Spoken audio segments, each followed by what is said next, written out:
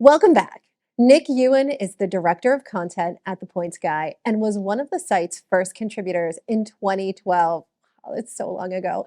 He's visited 51 countries and counting, largely using points, miles, and credit cards. What an amazing goal. He's here to help us, so we do the same. Welcome, Nick. Of course. Thanks for having me.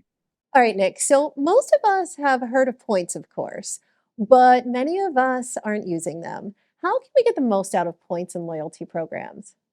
Well, I think one of the first things to do is to actually make sure you're participating. If you are not a member of these loyalty programs, if you are not earning rewards on your credit cards, you're literally leaving money on the table. Even if you're not someone who's looking forward to trying to book luxury first class flights or hotel rooms in far flung corners of the globe, you can still get cash back or otherwise get a simple domestic flight just by participating in some of these loyalty programs and being smart about making the most of them.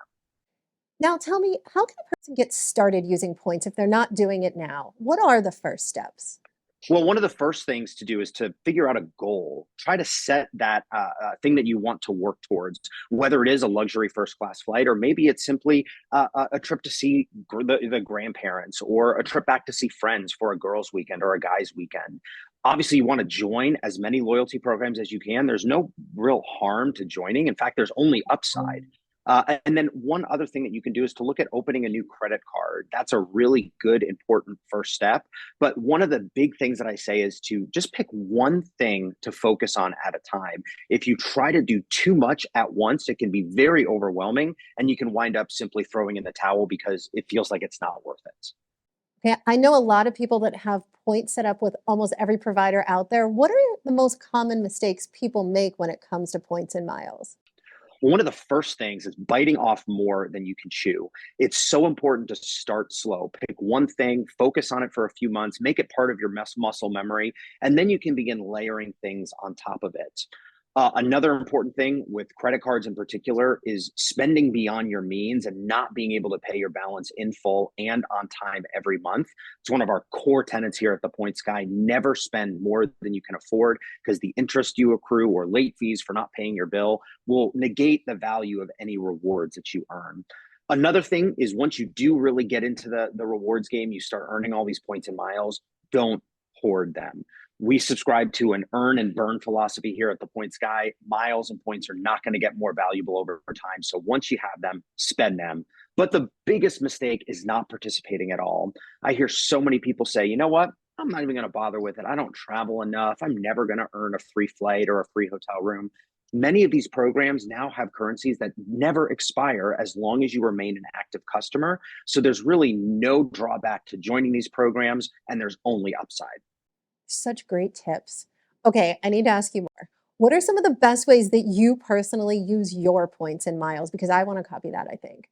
Well, I personally subscribe to the philosophy of I want to put my points and miles towards things that I would not otherwise pay for out of pocket. So a $200 economy round trip flight in the US, that's something that I can typically fit into my general budget. But I've been able to do some really amazing things like booking first class Cathay Pacific flights to Bali for me and my wife. That was back in 2012. We actually a couple years ago spent a New Year's Eve at a in a full suite at a resort in Park City. Got to take in some beautiful skiing while we were there. Just last year, we booked a $1,500 a night room at the Park Hyatt in New York. And very recently in November, I had the great chance to fly Singapore Airlines first class from Frankfurt to New York JFK, a memorable flight that would have been multiple thousands of dollars, but I was able to cut down the cost of that by using my points and miles that I had earned. And what are your biggest takeaways so that our viewers have this kind of financial strategy working for them too? What should they be mindful of when collecting points? Well, one of the big things is to make sure that you have an understanding of how much time you have or want to invest in learning the ins and outs of these loyalty programs. For me, it's not just a passion, but it's also a full time job. And a lot of our readers here at the Points Guy say, I don't want to go that far. So I do want to focus on a simpler card, maybe a single credit card that I can use to really finance my travels and put all of my focus on that one card or that one program rather than trying to cast a really wide net. Again, it does take time, but here at the Points Guy, we have a ton of resources to really help you ramp up if you do want to start traveling more comfortably and make your travel experiences more rewarding. Nick, these were fabulous tips. I'm putting so many of them to use as soon as we are done with this interview. Thank you so much for joining us. Everybody else, we'll be right back.